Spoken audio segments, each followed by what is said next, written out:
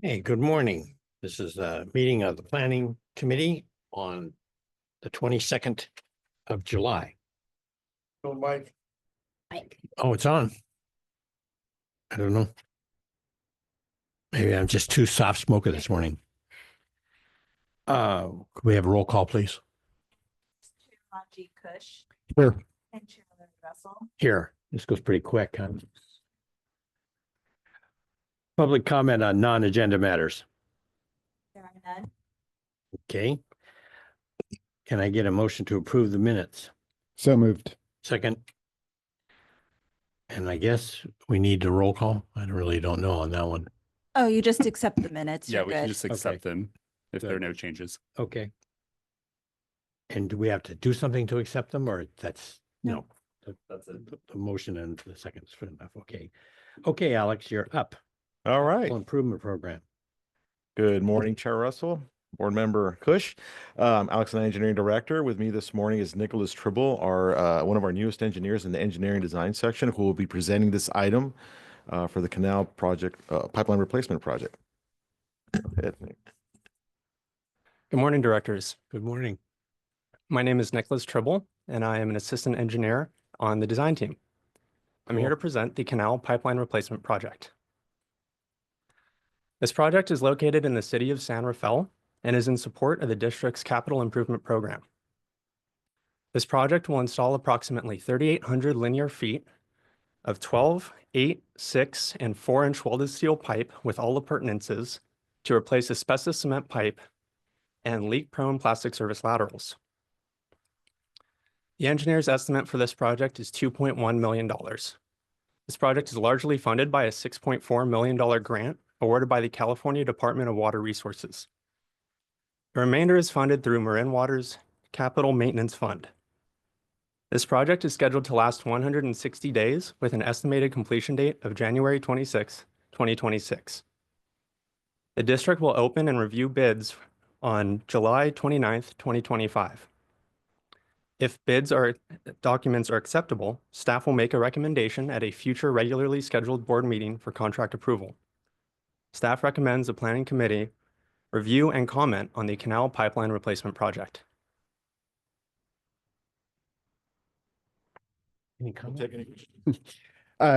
Nicholas, thanks for the quick but good update. It's great to hear about this project. I know we've been talking about this grant-funded opportunity for a while. Good to see it moving forward. I don't think I have any specific questions related to the pipeline replacement, but Alex, we've been talking a lot about management of paving costs associated with repairs and maintenance. Is this, are we, as we're working with the city of San Rafael, is there any opportunity to kind of move forward with a paving cost structure that makes that, that would make, is there any room to work with them, I guess, on that and use that as to sort of keep this whole effort going forward on management of paving costs? That is a great question, Director Cush. What we have found successful in other agencies, including the county recently, is instead of looking at this extensive pavement grinding restoration, using a slurry seal, which is substantially inexpensive. And it provides the same benefit to the road. It makes it look like it's brand new. It seals it, protects it, and they've been receptive to that, which is come at a considerable savings to the district. So we're applying that same concept here with the city of San Rafael, as well as in the phase 2 of the Marin City pipeline project that we're going to be executing here in a couple of weeks. So do you think they're more worried about the checkerboard appearance? I get the impression that's what they're worried about. It's just the look. And when you pave it or when you slurry it, everything looks uniform. It's nice. It's clean. And I think that's what it is. It's really an appearance issue. It reminds me of my neighbor across the street. They were doing some work, the county or somebody, and they had some equipment that dripped in front of his house, and they came and sealed the size of a car, basically. So it's black. It doesn't really match anything, but he was happy that it no longer had the oil spots. It just had a uniform black color. It's kind of similar, I think. I think it's a in similar thinking. thing. Right. That's funny. And yeah, just to confirm then, this process of slurry based sealing, or this is something, Alex, you're saying that we may be able to apply more broadly to help address the dramatic increases in repaving. Correct. It's a lot cheaper to do the slurry seal than it is to do the actual grind and overlay. Yeah, I don't think it's the singular answer. Because there are two components, there's integrity and aesthetic. But this does, in a relatively cost-effective way, address the second piece. I don't know all jurisdictions are there yet, but it is a good kind of avenue for us to pursue when we feel it's an aesthetic issue. And that's common because, yeah, people finally get their road repaved and utilities go up and chop it up and they're like, oh, geez, yeah, it's a big deal. It was funny, Ben, working in Paris, and the thing that concerned the Paris municipalities the most about lead pipe replacement was the checkerboard stripes. They didn't want to have this thing where it was torn up every 50 feet or 100 feet. And then they figured out a way to do it underground with a directional mole. And then they were happy. Then it was just one hole and, everything went away, and then they sealed it too. It's interesting how sussy they are about that. And I mean, I know the look, it does catch your eye. Yeah. Well, good. That's encouraging. So hopefully we can continue applying that. Yeah, we continue that negotiation process throughout all the different capital projects we're doing with the pipelines in the road. Great. Although it seems that many of the contractors don't worry about that. They just go in and do their thing and leave. They do, but they are on the hook to do any restoration of I any see. damage that's caused by their work. So they're also cognizant of that. So it's not just go ahead and do whatever they want and just get it done. They take that into consideration as well. They'll probably start sealing too, just to make it disappear. Right. I have a question. I noticed it's kind of a surgical approach. Is it just the fact that the rest of the pipes have already been replaced? This project is aimed at this community within San Rafael and the canal. Yeah. And these are the pipes that were identified. The rest of the pipes seem to be non-asbestos cement, and the polybutylene service laterals is the real kind of bulk of the work we're doing in this area as well. So by doing this, we're going to remove the remaining asbestos cement and the plastic pipe service laterals in this area. And put in copper? Copper and welded steel. Do you have any idea why that wasn't done when the litigation was ongoing? I'm not sure. That was one of the first jobs I ever worked on, was the litigation against Shell for the polybutylene. And that has to be 30 or 40 years ago. And, Shell was dead to rights. They had changed the formulation of the polybutylene, so it tended to crack. We having that problem too? There's a stainless steel insert, it cracks at the end of the insert. I believe that's some of the common leaks that they find, but Yeah. The thing is, we've been doing such a good job replacing these as we find them, our service crews, that there's not that many left, but the ones that are still an issue. So, Yeah, it's tricky. yeah. Okay, and so how much AC pipe do we have in the system left? Still miles, or? Do you happen to have that? I don't care so much about here, I'm talking in general. In general, I'd have to look into that and get back to you on what that is. Yeah, it's not that important. I'm just curious. So this removes the bulk of the asbestos cement pipe here. Yes, this removes all of it within the canal area.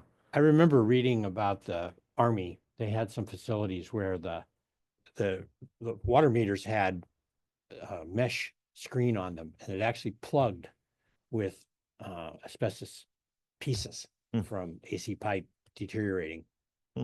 And, can be pretty serious. I don't think it's particularly a health issue, but it's sure an aesthetic issue. Okay, any public comment? There are none. Okay, cool. Well, let's look forward to the bids, huh? Thank you. Okay, water efficiency update.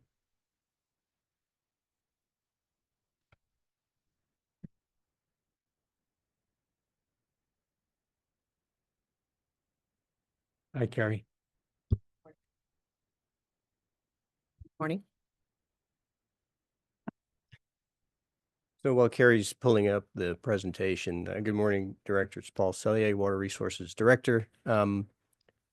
This is all about making data-driven decisions as best we can. And this is our first sort of look at it. It's a very preliminary look, and there'll be more to come. So Carrie and Greg will be walking us through this presentation and all the interesting data points that we've found so far.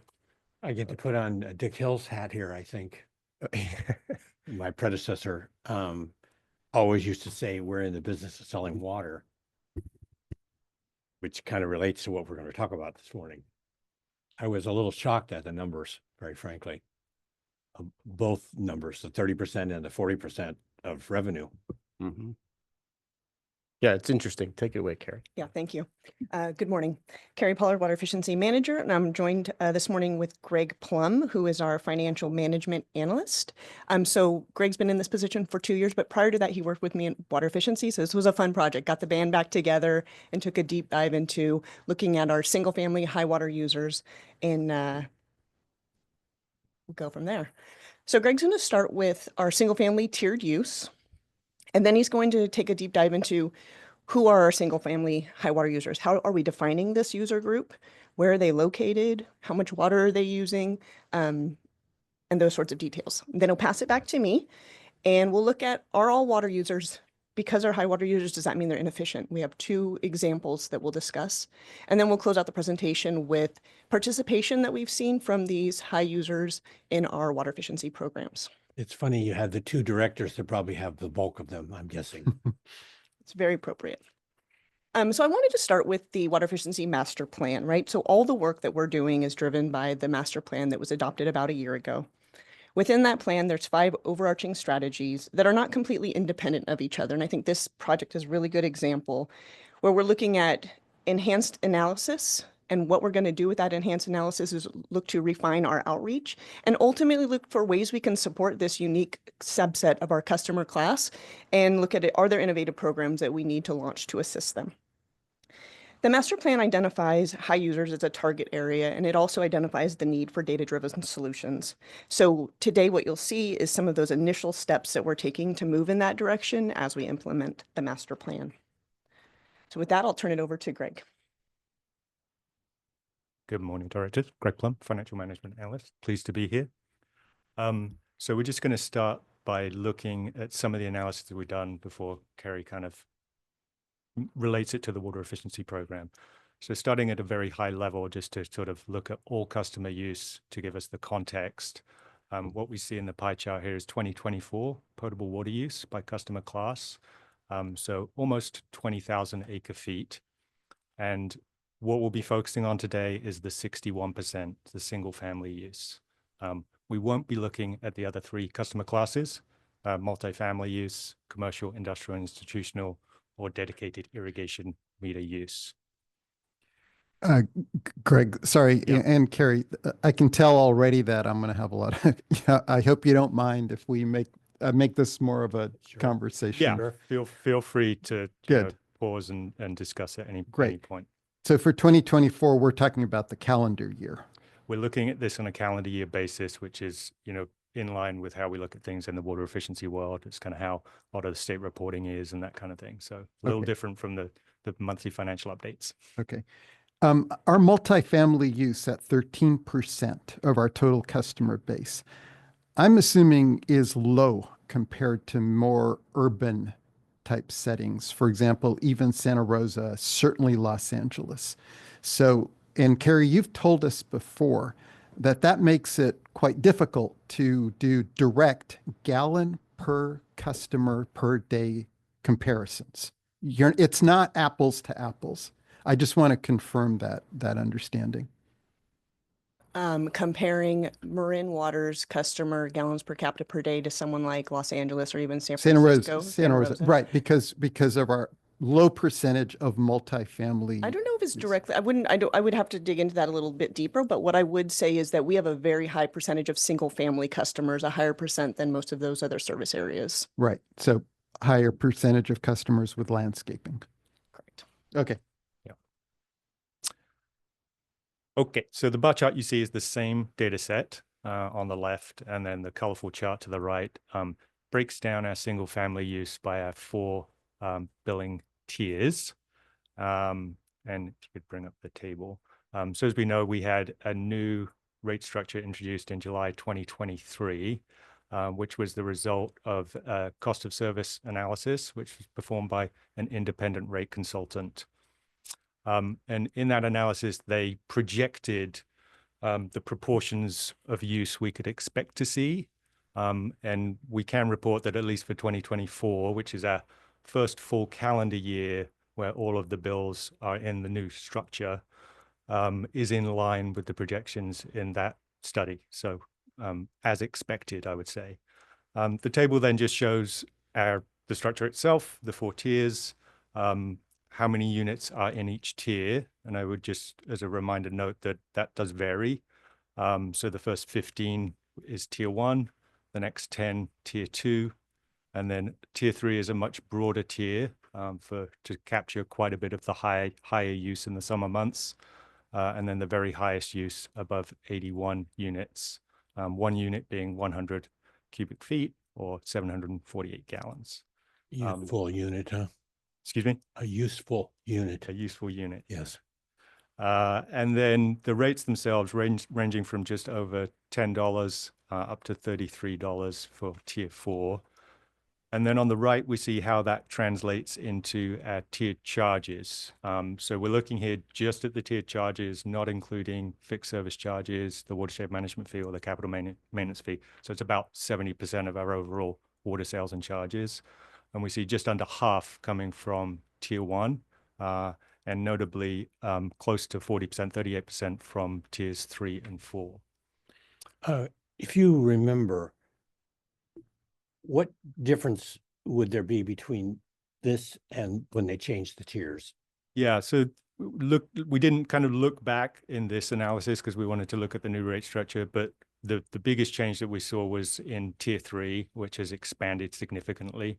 And tier 1 has shrunk a little bit, the other 2 remaining fairly consistent. So the tier 3s came out of the tier 2s?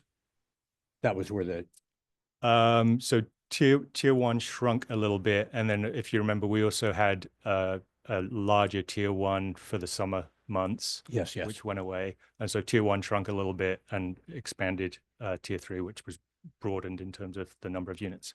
So we're getting a kind of an artificial analysis, though, because of the weather. You know, it hasn't been the normal summer. Yeah, it's definitely been a cooler summer. I mean, we've been looking at our irrigation schedule that we put out each week is actually, a lot of it is just how many hours of daylight there are. So, you know, while we haven't had the hottest summer, we've still seen, you know, fairly reasonable amount of use. But Larry, this is also looking at last year, right? 2024. Yeah, this is 2024. Yeah. Oh, that's true. I don't remember what the weather was particularly. Yeah, I don't either. Greg, so just one clarification here. So when we have customers in tier 4, so they're paying up to their first 15 units at the tier 1 rate. Exactly. Then the next. So when we talk about consumption by tier, are we looking at the number of units that were billed for tier 4? It's not the number of customers, so, right? It's the number of units sold at that level, that amount. Exactly. So it's a good distinction. And we're looking at this initially just to sort of introduce the topic, and we're going to switch how we look at it when we look at the highest users so that we include all of their use, not just how much they use at tier 4. And we did start by looking, you know, sort of, you know, it's interesting to think about how many of our customer accounts are in tier 4, because a customer might go into tier 4 just once during the entire year, or they might be in tier 4, you know, most of the year. So there was about 2,400 unique customer accounts that were charged some tier 4 water in 2024. So a little less than 5%. and we'll kind of come back to that as we Okay. define what we mean by our highest users. Okay. Do you happen to know what the average bill is in tier 4? I don't know off the top of my head. But so that would be for a customer that's hit the tier 4 consumption level. Yeah, we have a couple of reference points later on in the presentation, though. We also just wanted to look, so having looked at the annual picture, we wanted to look at this on a bi-monthly basis to understand how it changes through the year. So we're seeing the same data that we had on the previous slide broken down bi-monthly. On the left is our water use by tier, with acre feet as the vertical axis, and on the right is tier charges with millions of dollars as the vertical axis. Just a couple of things to highlight. One is, the impact that those higher charges have in the higher tiers. So when we look at the range of water use on the left, it goes from the March-April billing, the lowest billing period is just over 1,000, and then it jumps to between 2,500 and 3,000. And then on the other chart, it's much more magnified due to those higher charges in the higher tiers. So we go from $4 million in March, April to 16 in September, October. So it's a significant impact. And broadly speaking, in the first 3 billing periods of the year, we get about 1/3 of our tiered charges, with 2/3 in those last 3 billing periods. And 1/3 is those tier 3 and tier 4 charges in those 3 billing periods. So it's significant change throughout the year that we're obviously, planning for through the cost of service analysis. So is it fair to say that the summer months are what keeps us running? I think it's fair to say that our rate structure is designed for the water use patterns that our customers have, so that through the year we have sufficient revenue to, keep the doors open. Oh, can you put that back up? If I'm understanding it correctly, there are tier 4s all year. A little bit, yeah. Obviously much, much lower in those winter months, but there are still some. But it's unlikely that those houses are doing it inside. It could be that big. Yeah, I mean, we did, something we'll talk about shortly is, we see a lot of change in who is in these highest user groups. So there's a lot of reasons a customer could be in a high user group. So it could be that there's a leak, and that could be, tier 4 water, or it could be that they've forgotten to turn off their irrigation system. Yeah. Or they don't care. It could be. All things are possible. So we talked about this sort of around 5% of customers, hitting tier 4 charges. So then we kind of wanted to think about what we wanted to look at as high water users and for single family. We like this 5% number, but we also acknowledge it's a slightly different thing to look at tier charges, as you were mentioning, because a customer could just hit tier 3 or tier 4 once during a calendar year and doesn't mean they're overall through the year going to be a highest user. So we defined 3 groups. We took that highest 5%, and then we narrowed it to look at the very highest users, the 1%, and then broadened it as well to look at 10%. So overall, we've got about just under 52,000 single family customer accounts. And so we're looking at a group of 500 or so, a group of 2,600, and a group of just over 5,000. We looked at this before for tier charges. I was just looking at 2024, but we wanted to look at this through time as well. And we chose 3 years either side of the drought, so from 2018 to 2024. For each of those years, we took annual use, and then we ranked it by all customers to select the highest users in that group for that given year. And the first thing that was striking to us was that this is a moving target.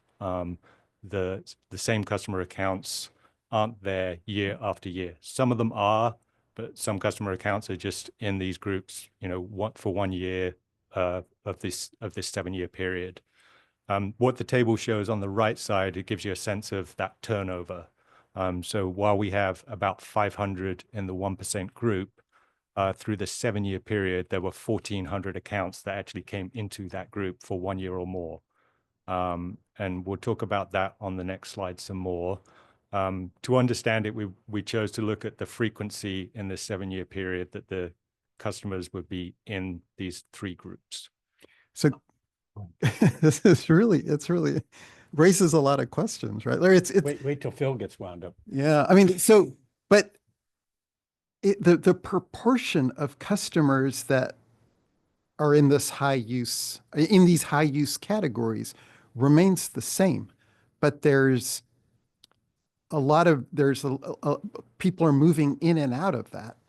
Yeah, it's interesting, and there's a lot of customers, so it's difficult to sort of generalize, but it's just that there's a lot of reasons that water use can change. For some, we saw a lot of consistency, but even just looking at the top 10, I did a chart of that, and one would be kind of consistent, another would be going down, another would be going up. So it's really interesting to look at it a little more closely.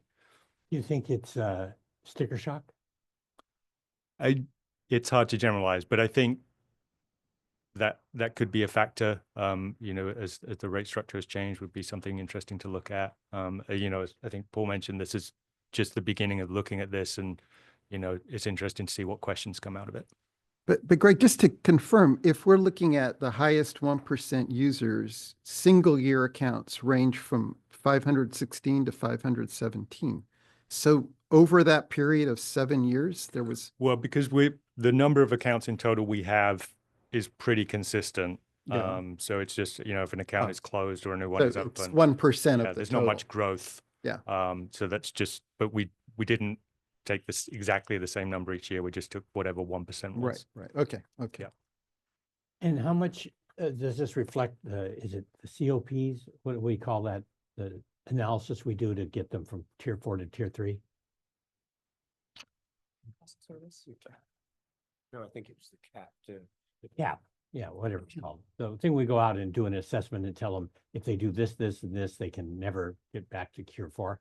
Oh, well, Oh, tier 4 yeah. exemption. So we'll cover that when we get into Okay. the later slides. okay. So I was talking about frequency, just to give us a sense of how much the accounts in these groups change from year to year. So in the chart here, you see on the vertical axis is frequency. So 7 times at the top means that customer account was in that user group every single year that we looked at it. And at the bottom is if they were just in there for 1 year.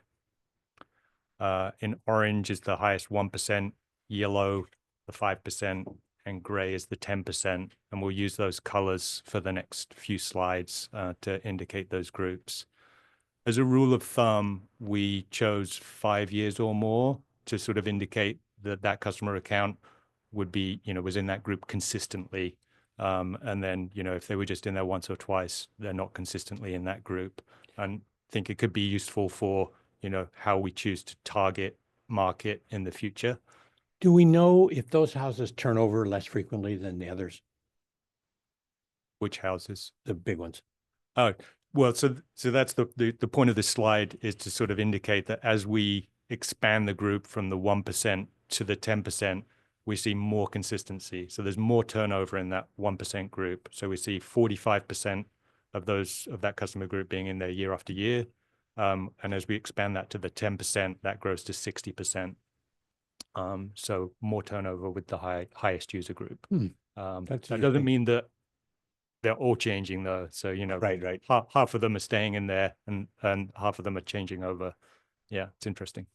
Carrie, I don't know what this really means for targeting high water users, but it's not a constant group. I mean, about half of them are constant, half of them are not, which does, I think, make it harder to target.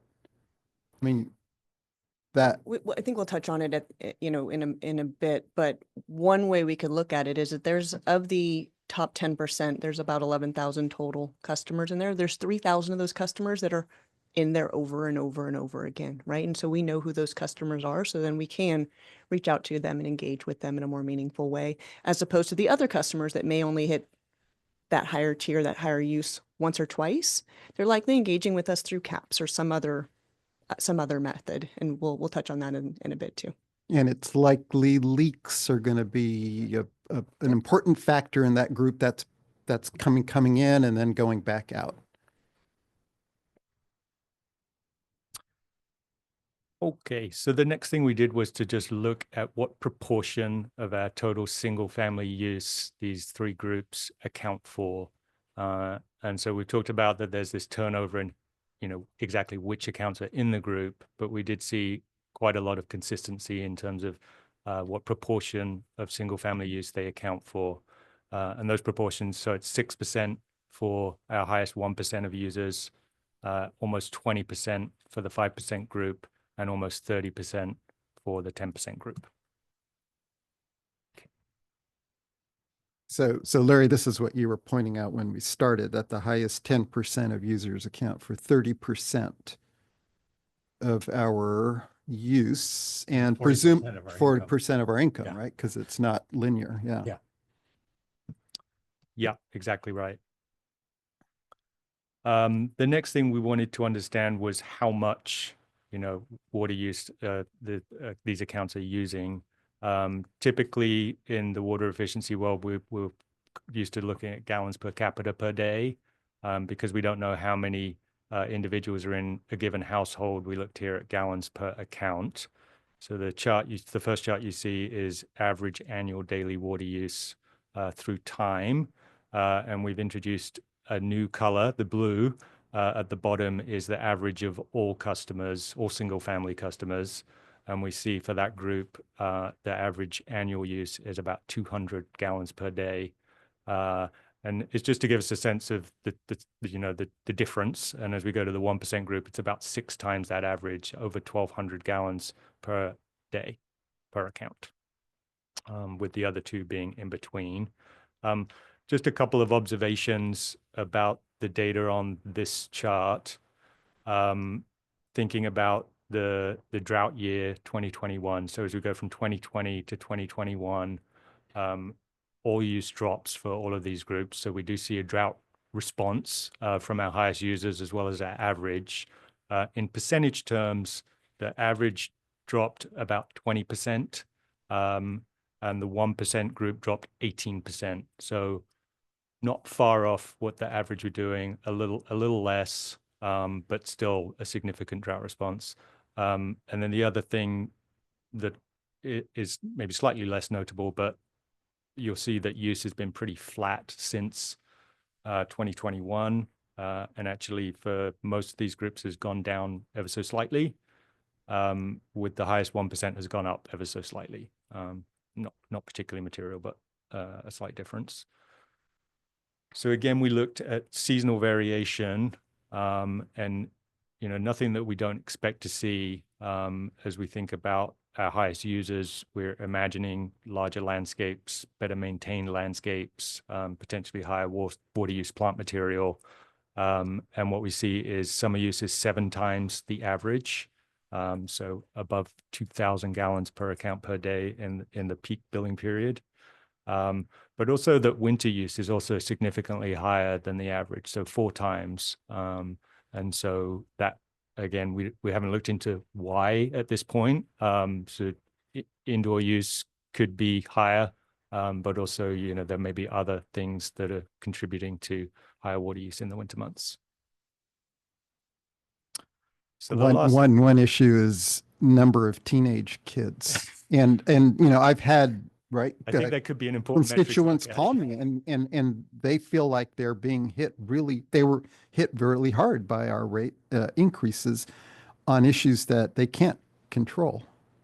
Yeah. So, Well, that's perhaps not exactly true. well, Control, but well, won't control, maybe the right term. you try to control that, Larry. Experience there. All right, so the last thing that I will talk about is just 2 out of 3. location. And so this shows our highest 1% on a heat map. And so if there's a green area, that just means there is a customer account in that location in our highest 1%. So highest users are all over the service area. They're well distributed. There are concentrations that you see in the yellow and red colors. So Ross, Kentfield, Belvedere, Tiburon. And then if you look closely, there's, slightly lower concentrations in the other areas mentioned there, Sleepy Hollow, Mill Valley, Point San Pedro. This is the 2024 data set. Is that Larry's house, that really bright red color in Tiburon? No comment. No, mine's the one with the dead grass. You can probably see it in there. We looked at this through the same time period as well, because obviously we noted that it's a moving target. In terms of location, it's not a moving target. These locations come up time and time again.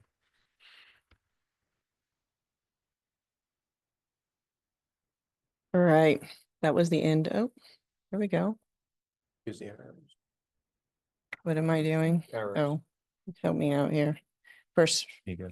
suddenly I forgot how to make the computer work. Just maybe just to, so, out of that first set of data you've shown, the one thing that jumped out to me was just the inconsistency amongst the high water user group. Was there anything else that, like a really big take home message for you that stood out, or was it kind of the trends largely what, we've sort of been assuming and are consistent with, what we hear about in the literature? Anything else that really jumped out? I think that, it was interesting to go through this. I don't think it showed us anything too surprising. I think the most surprising thing for me was exactly that it was kind of this, fairly dramatic changes from year to year in which customers appeared in these groups, which I think is something we need to sort of process and think about a little bit more. I would say, Ranjiv, one interesting thing for me is just seeing, because we don't look at the data this way that often. We look at conservation data and then financial data separately.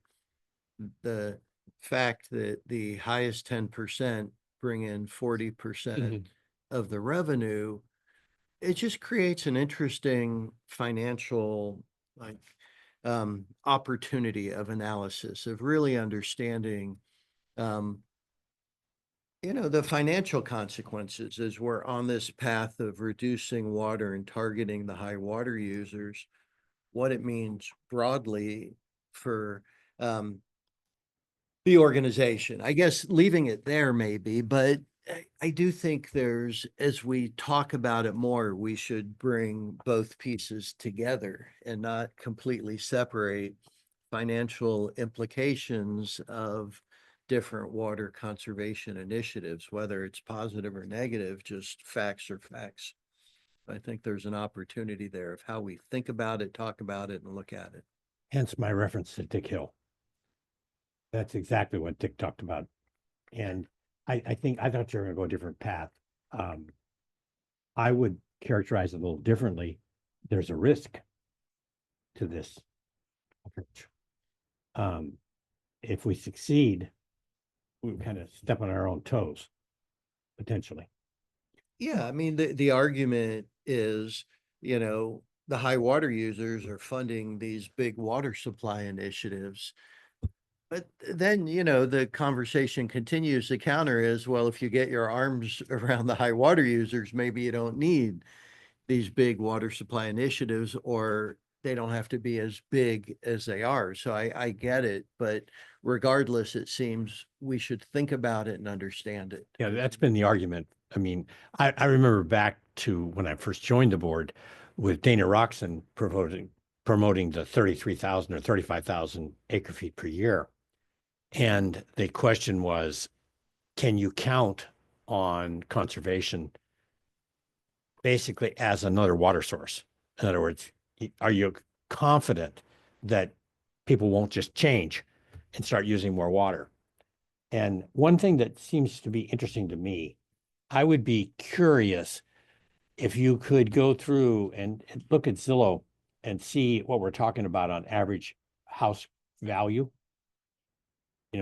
I would think that these houses are much bigger and much more expensive. Could be wrong, but I think that's probably the case. That red one, I'm thinking it must be Gilmartin, where it's sitting one of those giant houses. Agassiz house is up there, his old house. And he used to, it's 4 acres and 4 houses and a bar by the swimming pool that seats 20 people. Looks like a Hyatt hotel. And the reason that Cahill built it or bought it along the way, the cable guys, he only bought it for one reason. It has a heliport. And I think it's probably the only place in Tiburon that has a heliport that I'm aware of. And that's what he wanted. Agassiz didn't care about that, but the bills were substantial for that lot because it's acres of grass. As we move into the next piece of the presentation, I would add maybe just a third thing, not necessarily that the data bore out for us, but for me, you get sort of data blind.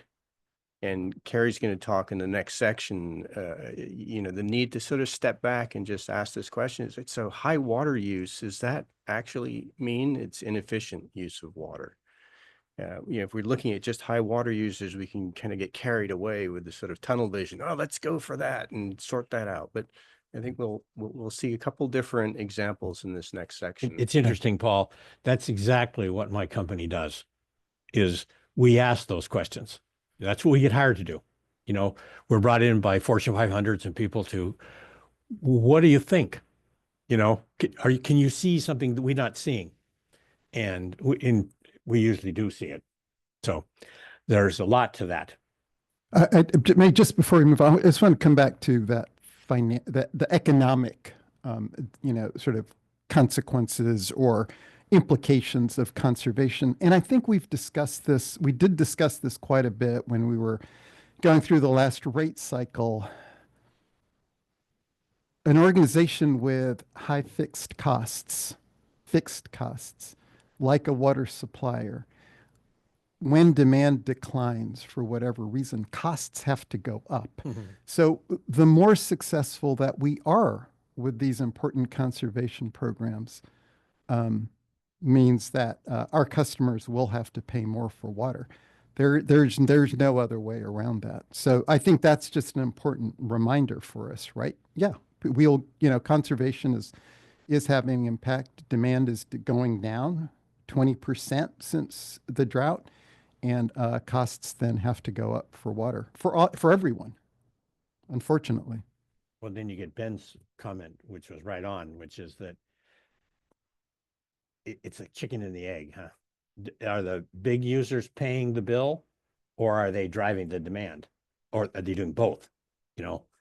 So it seems totally appropriate that they should pay the bill if they're driving the demand, which they appear to be driving the demand from cursory evaluation.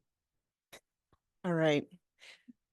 So what we wanted to do is take 2 customers and we have them as what I would consider bookends, if you would. One, we're calling an efficient high water user. So this isn't 2 actual customers. They have a large landscape. They have 30,000 square feet of green irrigated landscape, very lush. Their water use is there on the right. And as you can see, and it's for 2024, as you can see, they make seasonal adjustments. They're managing that site's water use very efficiently. They do have AMI. They have leak alerts set up. In the past, they have had leaks and they've taken care of them in a very timely manner. During the winter, their GPCD for the account, again, we don't know how many people are in the household, is 62, incredibly low, right? If you assume 2 people, 31 gallons per day, it's amazing. And, 30,000 square feet, they probably have more than 2 people, one would imagine, maybe living in that household. But during the summer, their peak is over 3,000 gallons per day and their bill is over $7,000. Of that $7,500 water bill, 6,000 of it is in tier 4 use, which is about 50% of their consumption, right? This customer was in that highest 1% all 7 years. Carrie, this is somebody with agricultural activity going on. No, that's impossible. It's very costly. But there are places like I have somebody not far from me in San Anselmo that has about the size of a farm. There's no farming. That's amazing. That's less than an acre. Yeah. you know. Yeah, it is less than an it's acre. big, but it's not that big. Yeah. It's not like grapes or It's not something. even our largest user. It's No. just someone that's in that top 1%, right? So when we look at customers like this, they're managing their water use on that site very appropriately. They just have a lot of landscaping. If we could get every customer in the district to be that on point with adjusting their irrigation, we would see a serious drop in demands because they're managing as they should, right? Based on their rate irrigation increase. needs. So for us to engage with a customer like this, our incentives are likely not going to be something they're interested in. And so if we wanted to, get a customer like this to use less water, it would likely have to be through policy, right? And so it's more of an acknowledgement of, it's not always incentives. There may be other ways if So there was when- interest. Just to be clear, when you say policy, it's things like limit how much acreage can be irrigated, kind of the more social engineering, pretty heavy-handed requirements for existing customers. Yeah, as an example, yes. Now, new customers, how would we handle this site? Right. So new customers, we already have a limit of how much lawn and high water use plant material they can install. And it's 1,200 square feet, I believe, or 20%. I should have looked at the details, but we do have it as a part of our plan review for every site. Every new customer that's newly connected to the district has a limitation on how much turf they can have, high water use plant material they can have. So we also wanted to talk about an inefficient high water user. So this is a site, only 3,000 square feet of potential landscape area. There's currently no irrigation. It's dry, right? This isn't one of your largest states, but they had a leak for 8 months at over 460 gallons per day. These are lateral leaks or in-house? It must be, I don't know. I'm not sure, Okay. right? I didn't dig that deep. We did reach out to them a number of times, numerous times, 12 since they've had AMI, right? And that's how we know whether or not they have leaks is that they have AMI. We did site visits and notifications from staff, and their actual use is masked by the leak. So we don't know how much water they're actually using, right, for, day-to-day use because of the leaks are so large. This customer was in the highest 10% 5 times, right? They were in the highest 1% one time. You can see the percentages down there. And so when we think about this, we think, well, we reached out to them 12 times. Doesn't the district have some regulation to say, you need to fix these leaks? And we do. What the code says is that there's an initial notice provided to the customer that says, hey, you have a leak, and we send those. The second action would be to tell them you have 2 weeks to fix this leak. And if they don't have it fixed in 2 weeks or they don't notify us of acknowledgement of the leak and that a repair is in process, maybe they can't get a plumber out in 2 weeks or whatever, it's a main line and they need to, do a bit more planning. So they don't notify us within 2 weeks, we can then impose a $150 fine. And every billing period that leak continues, we can charge them $150. How much is their bill? That's a good question. Do you recall, Greg? We pulled it up. I have it. I'll That'd be pretty substantial, I would think. It's in our, Not Yeah. 7,500, but no, I think it's a couple thousand. Yeah. so what am I heading at $150 fine on a $2,000 water bill is, Right. I So don't then think that's going to get their attention. the additional step we could take is a flow restrictor, and all of this is within our code. So historically, staff has not taken this stance. We've taken an educational stance, an educational approach, and that's because these are AMI customers. We only have 5,500 AMI accounts. They were launched as a pilot program. So now we know where it is. Right. So we know where these sites are. And we know that customers had the option to opt out of our pilot, right? And so we don't want to, sour the community, right? While we're still trying to figure out the benefits of launching AMI to full deployment. Its average is $1,000 for this customer. But we also recognize there's a need to balance, right? We now have access to this data, and we want to be more proactive for sites like this that just blatantly aren't interested in engaging and, taking action to repair their leaks. So, we want to be more responsive, right? But we really do need to balance kind of how to do this in a way that makes sense. And so finding this example is a great kind of way to open up the conversation. It's going to be something we're going to need to deal with as we roll out AMI for sure, right? So they're using more in the winter than they are in the summer? Is that Yep. what that says? Yeah. That's interesting. Yeah. So it's not, because it's not tied to irrigation, it's it's leaks. Yep. And this is a site that has, you know, they had a leak for 8 months, but prior to that, they had a few leaks and then they get them repaired. And then a few months later, they have another leak and get it repaired. So it's just kind of ongoing issues. Do you know with if leaks it's at a the site. rental? Say that again? Do you know if it's a rental? It is a rental. Yeah. Yeah. And do you know if they pay the water bill? The renter does not. Yeah, that's the problem. Yeah. So they never see it. I mean, they're paying it from Right. the rent, Right. but yeah, Yeah, at least from the site visit we did, you know, it's been over a year now, but Yeah. so it, you know, it may be owner occupied at this point. But anyway, so these are bookends, right? And it's Right. kind of Yeah, raises them Carrie, on questions. this one, you're suggesting that at some point, we're going to have to consider enforcement more carefully Yes. to address this type of issue.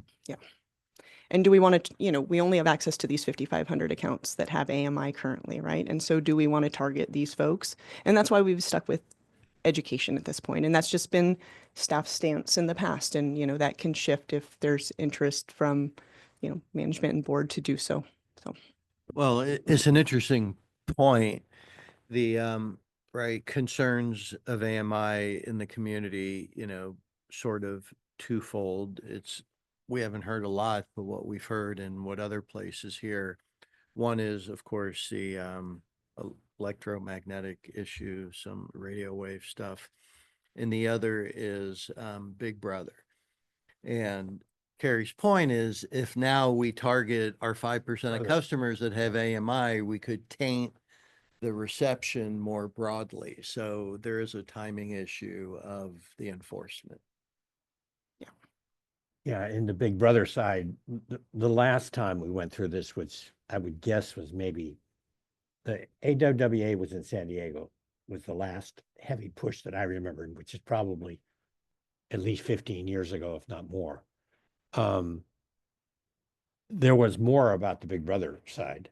There were issues of things like one of the couple is gone and the water use goes up and we tattle on them.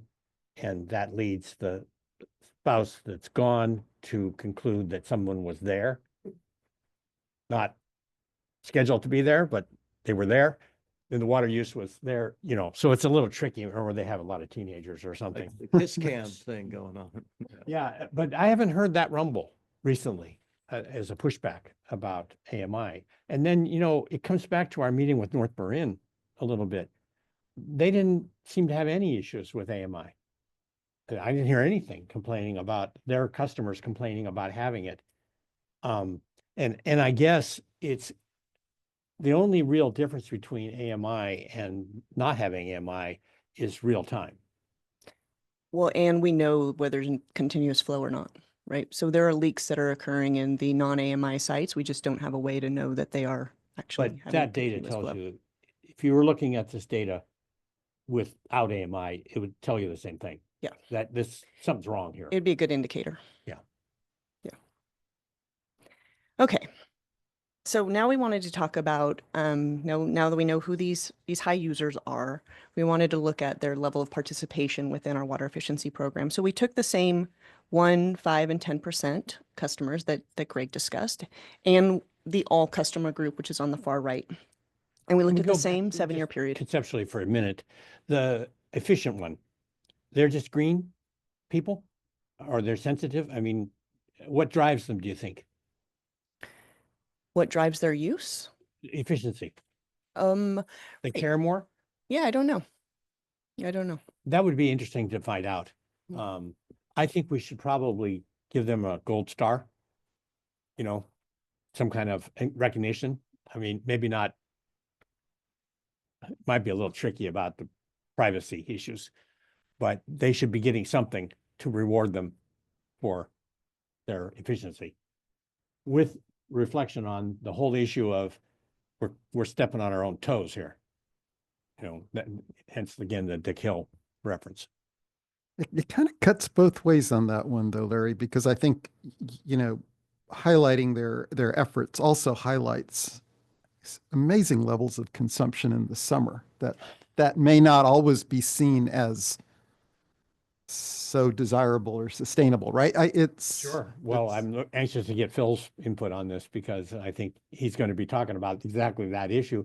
And then we have the twist, which is even more complicated, which is we're rolling forward logically, or at least planning wise, on increasing water supply. So we're kind of committed more or less to that path, which doesn't take into account the potential success of additional conservation. I don't know. I don't know. I think we've reduced our overall additional water supply goals fairly substantially because we're seeing, the demand reduction. So I think that does account for the conservation. 165 million is still a chunk of change. 165. Oh, you're talking about dollars. Yeah, I'm talking Yeah. about acre feet. I understand. Yeah. But it's true, you might downsize the pipe, but I think that is a little tricky, that maybe that's kind of the argument I had with North Marin about the expansion of the aqueduct. You can do it one way, spot the pipe at exactly your demand, or you can say, hey, it's only 10% more to get 15 or 20 or 40% more capacity in the pipe by making it bigger. That's a tricky part of engineering. Well, and you look at the two examples, it'd be hard for me to look at those, and it's just two. It's not necessarily comprehensive. It certainly is not in terms of high water users, but if they're illustrative, and they seem to be so the one that's efficient, what's your success going to be? Right, educating them, it just feels uncertain. The other one is ignoring everything, ignoring the high bills, ignoring our notifications. Yeah, we can enforce. That only goes so far. So, but you're enforcing against the owner, not against the tenant. And the problem is, my guess is that tenant situation never sees the water bill. I mean, they might get some grumbles from the landlord. Yeah, I guess I was just referring to the notion that we aren't counting on success in this initiative. And to be more pointed, I'd be saying it feels like that's the right thing to be doing at this point, not counting on it. Given these two examples, and just generally, what would be the path to have confidence that these high water users will effectively reduce? Remember my we need to try for sure. Remember my comment about Dana Roxon. Yeah. When I first joined the board, Right. we're talking 35,000 acre feet per year. Now we're talking 25,000. Right. So, that is strictly conservation. Yeah, it always makes sense when you look back. I mean, that's right, the challenge. It's much harder to look forward and predict. And the things we can control as engineers are supply, right? You can build supply. Building conservation, and go back to the 1919 survey that was done by the Water District. And 50% of the people believed we could conserve our way out of the water issues. 50% believed we needed a water supply. Repeat that in 2019. What are the results? Exactly the same. 50% believe we need a new supply. 50% believe we could conserve. And, you have that, I would say, until you get to something like 75% believe in one or the other, you don't really have, there are many ways to skin in a cat. But if you want to get down to the nitty gritty, you got to get consensus. And we can't seem to achieve consensus. Larry, I didn't know those numbers, that 50% break. Where does that come from? From the poll, we did a survey, 2019. I don't know anything about that one. 1919. I don't know what they did. Okay. But they did it. So this is O'Shaughnessy and that gang, and they're actually, I don't know how they do the poll. Probably didn't even have telephones. And 2019, we did it again with very carefully developed. You were here, right? I was. Yeah. And you put the questions together, and it was very well done. And we used a professional survey group to achieve an answer. And what do we come back with? The same results as 1919. you know, which always fascinated me because I don't know if that's just the same people, you know, the same mentality, or if it's just how life is, you know, that maybe there's just a natural split between, you know, I can think I can read Phil's mind here. I know what he would say, I think.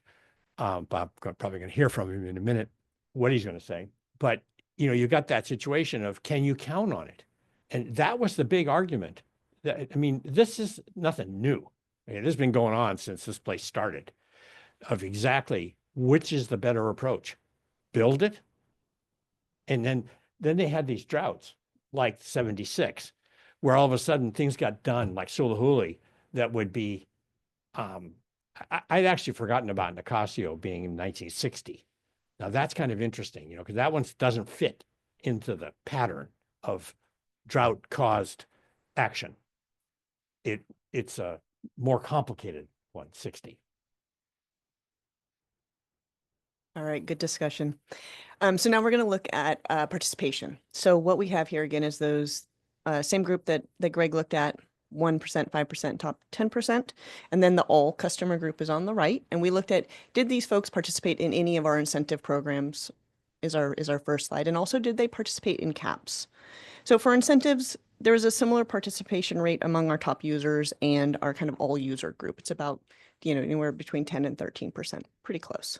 But for CAPS, our highest users had a higher rate of participation than our kind of all group, right? So all other single family customers, which does make a lot of sense to us, right? These are the folks that may get a high bill and then reach out for a cap because they're concerned, or, you know, they call with, you know, knowing that they have issues, and want to reduce their use.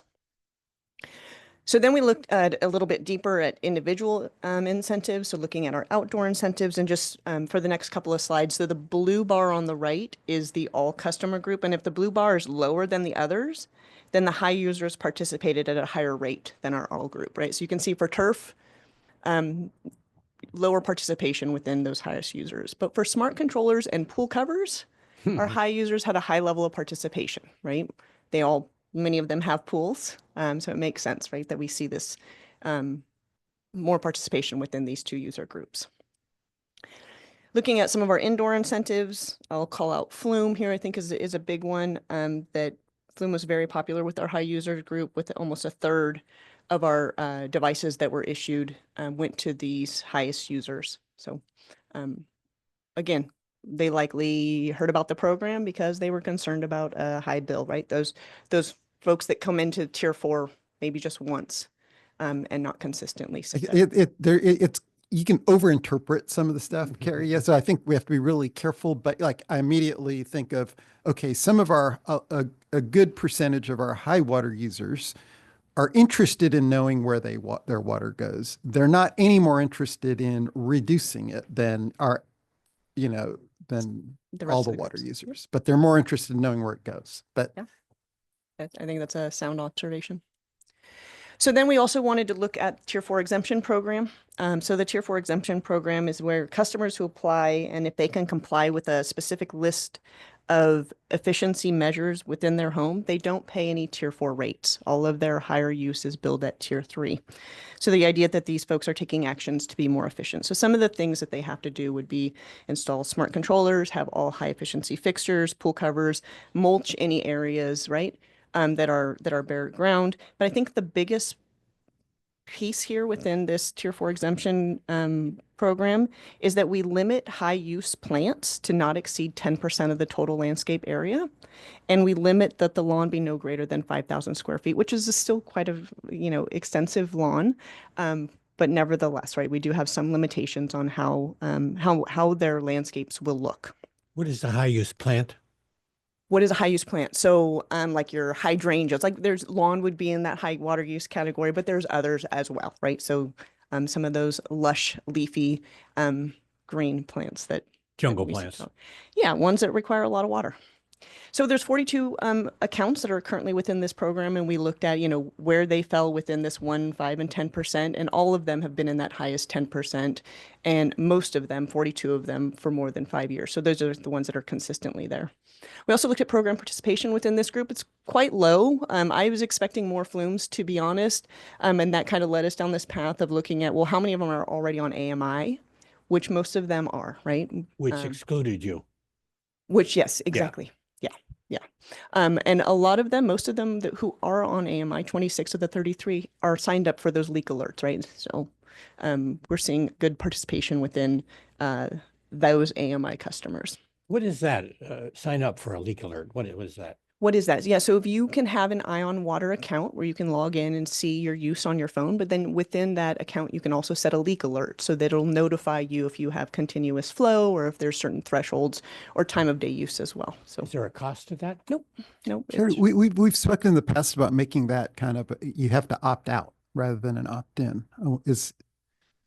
Ideally, that would be the path we go down when we go full deployment for AMI. But like I had mentioned, AMI starting in 2018 was a pilot program. And so we wanted to kind of also test level of engagement.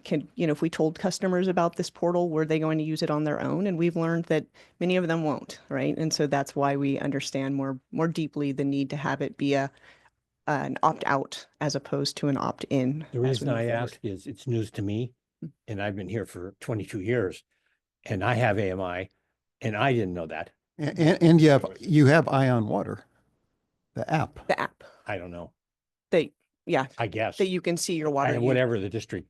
Yeah, it's called Ion Water. I know we don't always refer to it by its formal name. I thought you were saying ION. No, I see. It's Ion Water. My eyes are on the water use. Yes. And then finally, we wanted to look. Sorry, Carrie, Yeah. on the exemption program, are the numbers that participate, are they continuing to increase, or is? No, these 40, so they have to renew every 4 years. We don't, actively market this program.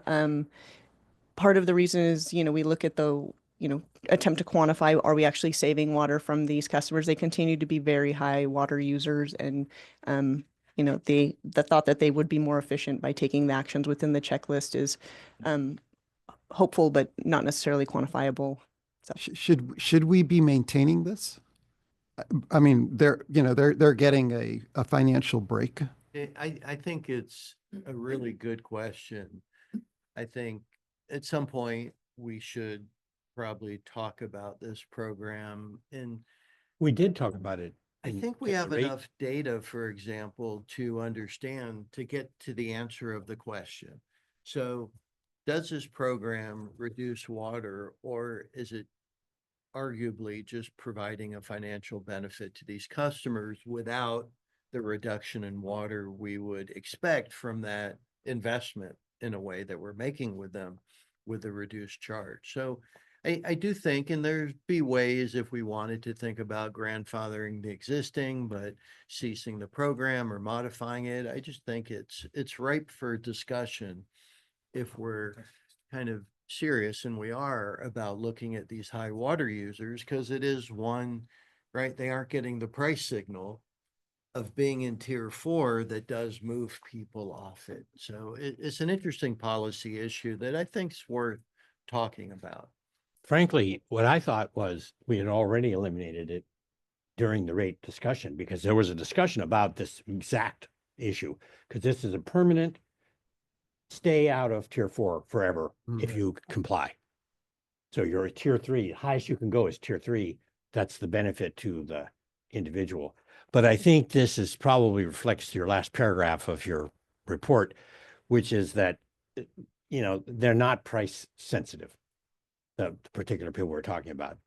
I mean, sure, everybody wants a lower bill, but, whether it's 7,500 or 77,000, if you can afford 75, you can probably afford 7, you can afford 75 without too much impact.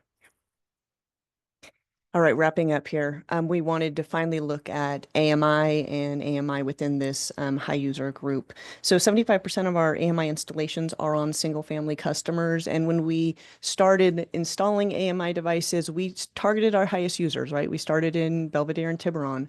In 2024, we looked at our highest water users and found the next highest 300 that didn't already have AMI and went and did installations there. And so 46% of the top 1% of users already have AMI. So pretty good saturation there. However, only 26% of those have signed up for, the tools that are really there to help them reduce their use. And so that's an area that we could focus in on as we move forward as well. And I think they would respond to that. I think that's something that we should press on, because that's low hanging fruit, huh? Now, Carrie, not all of our AMI installations are in Belvedere and Tiburon, right? No, that was just for our first initial, bulk. that's where we started The when we bulk. That's first the did. 500. Right. Because Adrian and I have been in touch with one of our customers in Ross who does have AMI but was not aware that of ion water.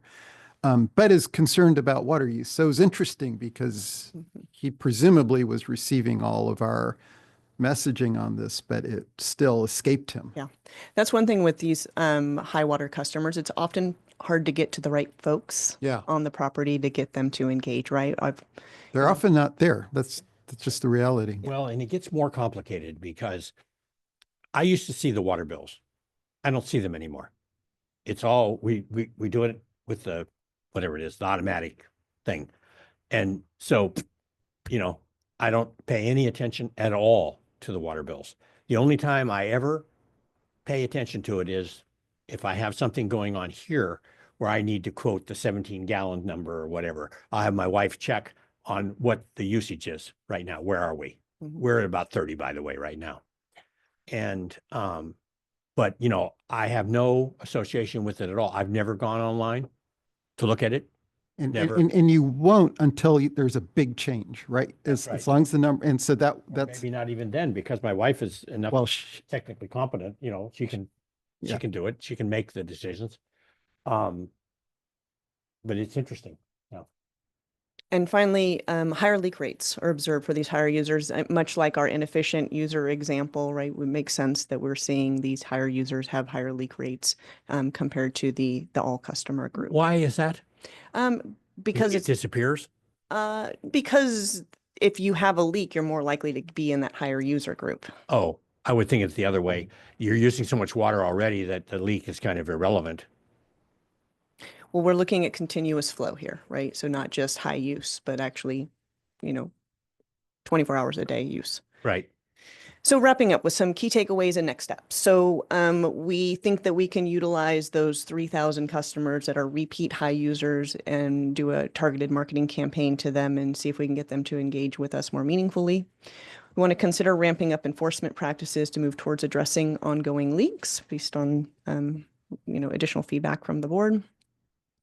We want to promote the use of ion water for those customers that have AMI that currently aren't engaged with that portal. We realize and recognize that not all high water users are inefficient. Landscaping and leaks, those are going to be the primary drivers as we kind of drill into especially the AMI customer use. And finally, that this was focused on single family residential customers, and a similar analysis could be done with our commercial institutional irrigation accounts as well to help us find areas of focus and maybe specific sectors, right? We've seen single family use has been pretty flat over the last few years, but we've seen an increase with those other sectors. And so where is that increase happening, and what can we gain from that deeper analysis? And that's after we spent the money putting things like low flush urinals and those washing, the hanging arm. Yep, all of it. We put them into the commercial. So it seems to me, just offhand, that's a good idea too.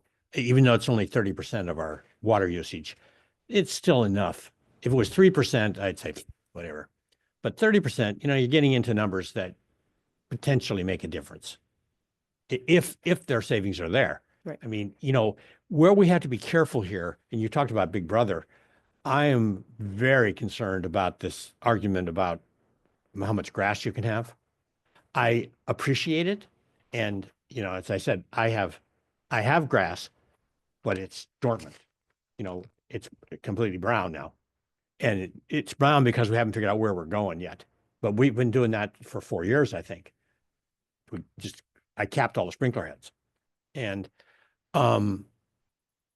it's an interesting question of how much do you get involved with somebody to say, you know, the new houses is one thing, but existing. And I can't eat, I'm imagining, you know, what 30,000 square feet of grass looks like. That's a pretty big lot, pretty big chunk of grass. And I mean, that's getting into commercial building size. They're probably pretty touchy logically about their landscaping. And, you know, with my friend with the roses, that I truck the think water in. existing, if we were to think about it, we would include thinking about point of sale. Because that's a point where the current customer, you know, is leaving, there's money on the table, there's opportunities to shift a bit. But it'd be very, very big lift to get it through the realtors, never mind coming up with the right policy approach. Difficult.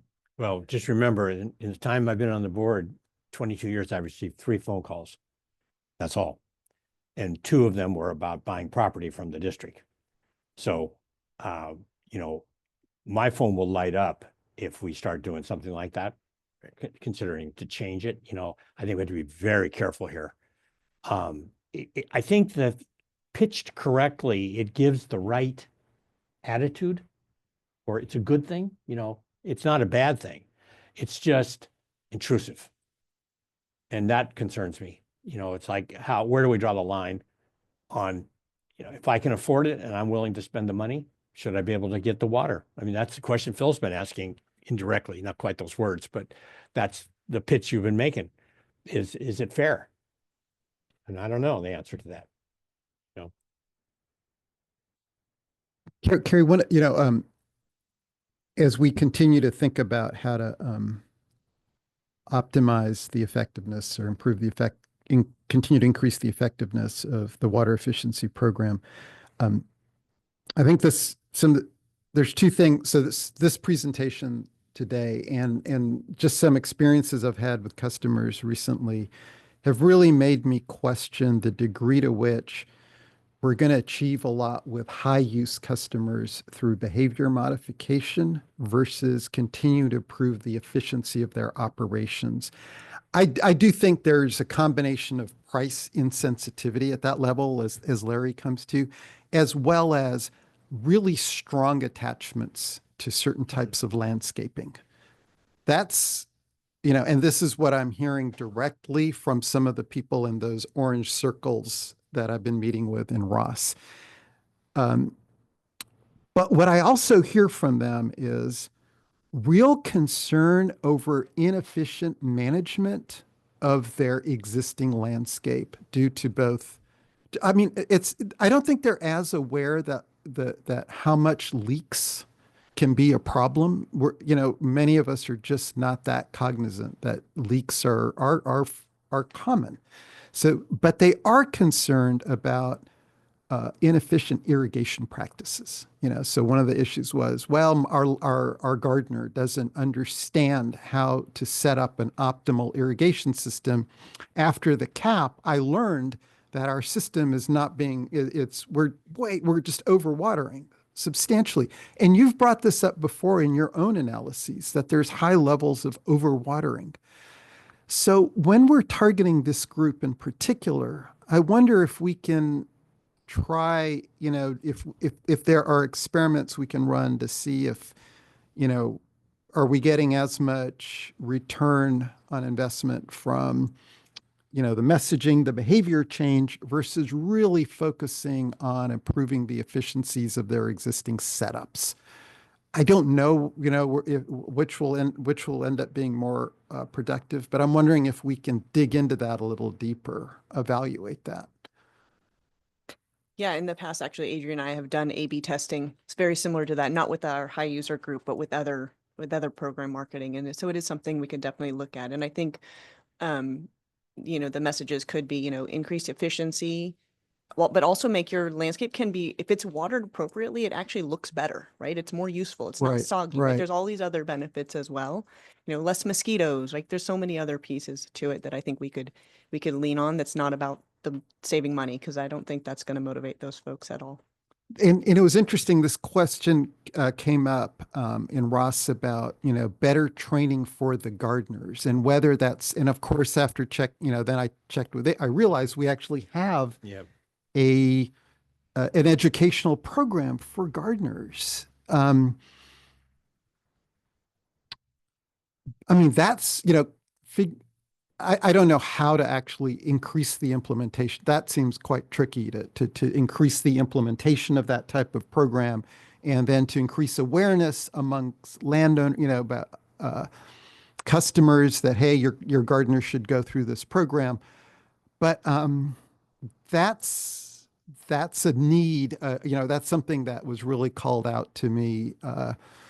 Much, it's like, and we're not getting rid of our grass. So that's just not happening. So, I don't know. I think there's something in there. Well, then it takes to the next step, which is the really complicated one, which is, what do we do? Are we just wishful thinking here? Is conservation going to do it? Is it really another supply? It is, but can you count on it? That's where it gets tricky. Can you change the engineering planning going forward? I don't know, Larry. I feel like we have already baked that into our new water supply goals, right? We've baked in, we went from an 8,500 acre feet per year additional to 65 because we're counting on conservation. The question, though, Ranjiv, is even that realistic? Okay, in both ways. Is it enough or it's too much? Right. And by too much, I like to use Chevron as the counter to all this. If Chevron decided tomorrow to reduce the sale price of gasoline to $3 a gallon, I was just in Las Vegas, gas $3.16. Would 288 in Virginia. 288, yeah, $3, call it. Would people use more? Probably. They'd be less sensitive to the cost. I don't know. It's an interesting question, and it's the other side of our business. PG&E faces the same issues, and they have the same exact situation, right? You spend money to conserve, which hurts your bottom line. Where do you stop? Would you take it to zero if you could? I think PG&E should come and finance solar on every house. Distributed generation of power makes perfect sense to me. We don't have that option. We kind of have a little bit, maybe with the rain barrels, a little bit. You can capture a little of your own water, but it's a little trickier. It's easier from the PG&E, for me to conceive of it anyway. And where do you draw the line? How much are you willing to give up of your income to do this? PG&E is not, their shareholders are not willing to give up a lot, are they? Well, I don't know that they even get involved. I think the decisions are made by engineers, not by their rate holders, the ratepayers, or by their stockholders. Maybe they are. Maybe they push to change the board. I don't know. But I haven't seen a lot of that, at least not in the public. Right. But here it has a big impact on us, in terms of the planning, because what I have observed over the 20 years I've been on the board and having worked thousands of engineering projects is engineers are just hesitant to jump in and feel comfortable that they can reduce these numbers. And I'm talking about, you're talking about fine tuning. I'm talking about A or B alternatives. You don't bring in new water. You live with what you got. It's a completely different philosophy, not fine tuning it, how little you need, but whether you need it at all. That's where the hooker is. Hence, you go back to the 2019 and 1919 50-50, right? And I think that's our constituents where they're split on the 50-50, basically. It's tricky. Yeah, like you said, it's all about, it seems, behavior change. And you look in broader society, behavior change generally is slow and it's not really predictable. Some companies, right, will do massive marketing to get behavior change. Some will be successful, some won't be. And so it's not only the money and the effort, right? There's something else there to be successful in behavior change. And it's really a complex. Ben, would you say that there's some balance in there that the short term, like immediate post drought and post drought declines in demand, those are behavior change. But long term, if you go back, when we were using 35,000 acre feet a year to now, a lot of that is efficiency in appliances, right? Oh, the vast majority, I believe, is building code changes. It reduces 5+ gallon of flush to 1 gallon of flush, those sorts of things. Shower heads. Maybe, Really changed. But the inside water usage it's a constant. It's use it all the time, but it's percentage wise, as Phil has routinely observed, and he's absolutely correct. What is it? We use 2/3 of our water for outside usage. So you're only affecting 1/3 at the outside. Right. Sure, it's a good thing that we've done it, but whether it's enough, the philosophical change is we inherited from the British this idea that grass is cool. Now, in Paris and London, I remember making a comment to one of my professor's dads who was giving a talk. He's an environmental engineer too. And he said something to me. I said, he was talking about water, and he pointed out to me that I was being a little provincial in that it rains more in England in the summer than it rains in the winter. So they don't really have this problem. And the French are similar. So they have the French in many parts of Western Paris in particular, they have big yards and they don't care, because the rain comes enough to water the grass. So they have these British style lawns that the British loved it, right? They like picket fences and they like grass. But they don't care because they don't water the grass. Right. So, but then this is where it starts to get trickier, is when the rubber meets the road is what do you do? Do you plan on it? Or do you say, I can't plan on it? That's the debate that's been going on since I've been on the board here, and probably preceded me for 100 years before that. Yep. Yeah, and it just feels it's hard to look back and see the success of conservation, and that it's much harder to look forward than it is to look back and have confidence in what you're predicting forward. I wouldn't know how to do it. But it goes even further, Ben. If we were to spend $165 million on conservation, what would happen then? If we made this incentive $50 a square foot instead of $5, I'm just throwing numbers out. Yeah. I don't know what happens. No, it's interesting, and we've done it. And part of the answer is it's surprising in terms of the cost effectiveness for example, the 165 million. I think we would find that it would cost significantly more to achieve the savings there. It's complicated. We've looked at that before. Yeah. The benefit though is that it doesn't have the ongoing energy costs and all those other, in fact, if anything, it's probably got lower energy cost. So it's a bigger savings than just the water. And it comes back to your, to some degree, to those surveys you cited. Is that it's like any even water supply option, is it politically viable? Sure. Right? Sure. And is it politically, especially from the board side? Okay, this can be a sticky wicket pretty quickly.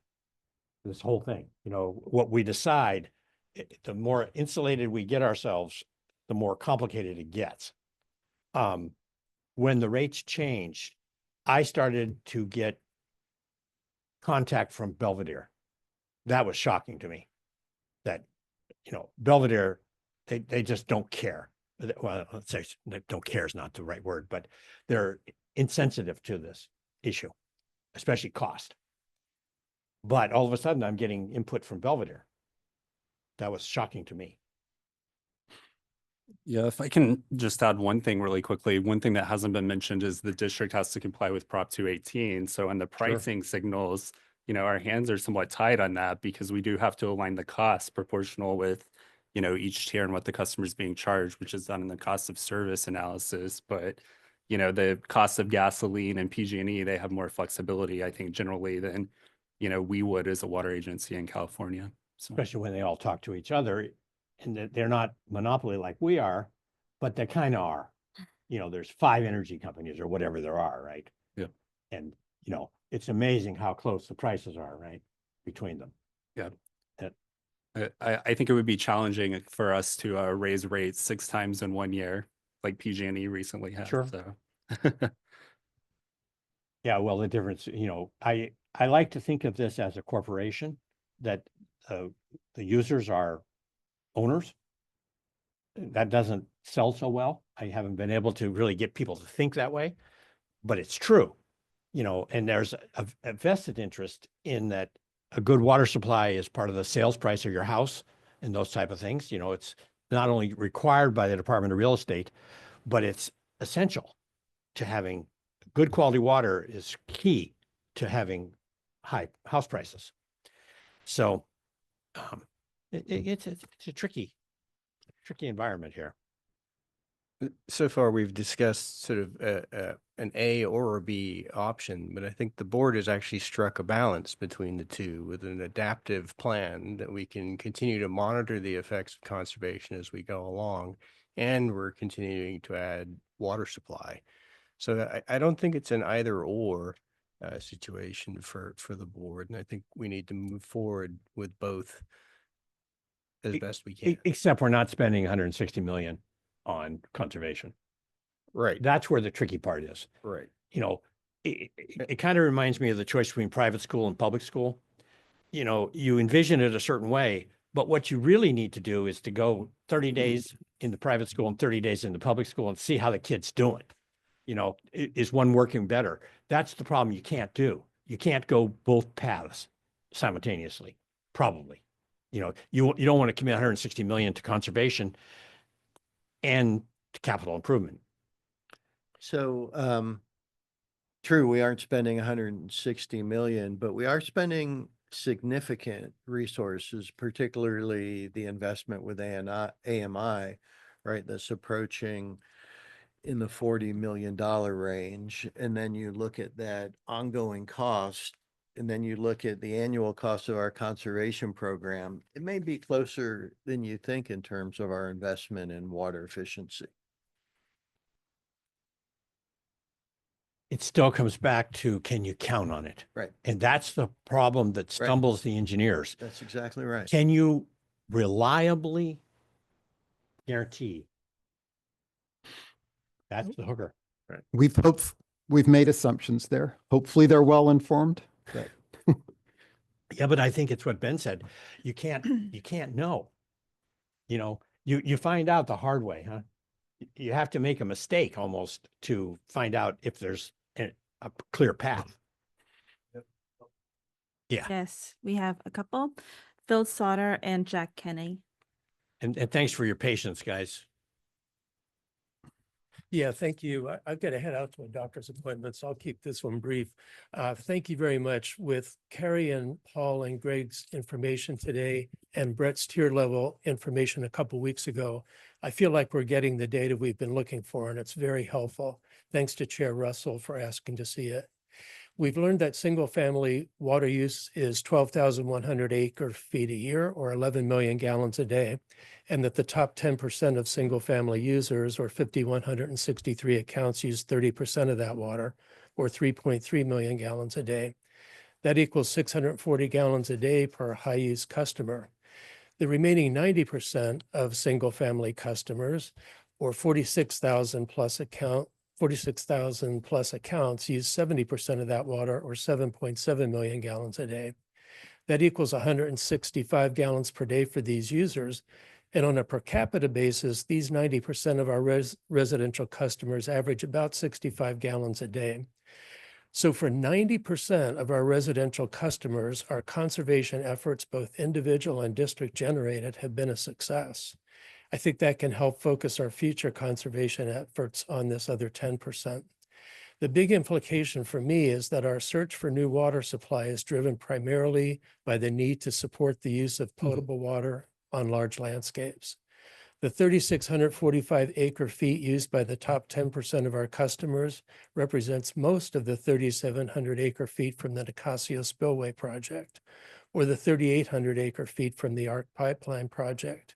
Right now, that pipeline is expected to cost $168 million to install and $3 million a year to operate. It seems that Prop 218 would urge us to apportion most of that cost among the 10% of customers who would be able to keep irrigating their lawns with potable water. The new heat map also seems to suggest a more centralized, a group of people than the one from 9 years ago. With a tighter concentration of super users geographically, a recycled water system for landscape irrigation would cluster more tightly and I think become less expensive. There's no suggestion from me that large lawns aren't a desirable amenity. I think the goal is to suggest more attractive landscaping alternatives for super users, give them the option to use non-potable water, and let them know that using 10 times more water than average may not be sustainable or could be much higher priced in the future. I'd like to request that these last two reports by Paul and Brad and Carrie and Greg come before the full board, along with data on commercial, institutional, and irrigation customers. Lastly, I'd like to go back to Director Russell's comment on Dana Roxon. I remember he had 41 million gallons a day as his goal. We've also seen multiple budgets based on 35,000 acre feet, 30,000 acre feet, 25,000 acre feet, 20,000 acre feet. And I think we can put together a sustainable budget for 15,000 acre feet. Thank you, Phil. Thank you. Jack and then Eric. Speaking of new homeowners and water use, I think it may be worth looking into the details about how water usage changes when houses are sold and a new homeowner is the current water user, to see whether Marin Water is properly delivering the information about conservation efforts and incentives to new homeowners, if this hasn't already been done. Thank you.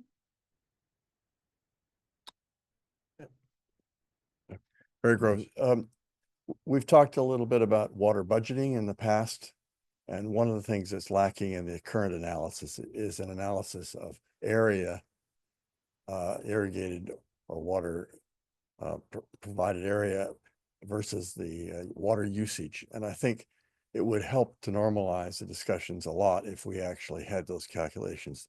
Now, we had some private discussions in the past about whether or not databases are available that could allow you to do these calculations.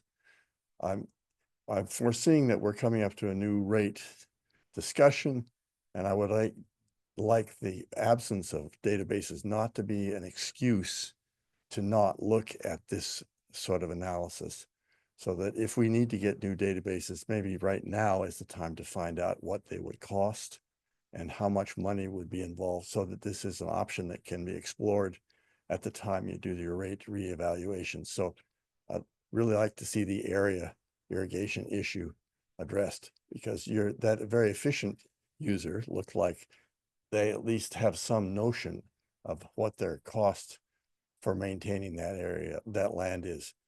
Whereas the other one, of course, might actually be secretly doing private agriculture in glass houses. But anyway. Thanks, Eric.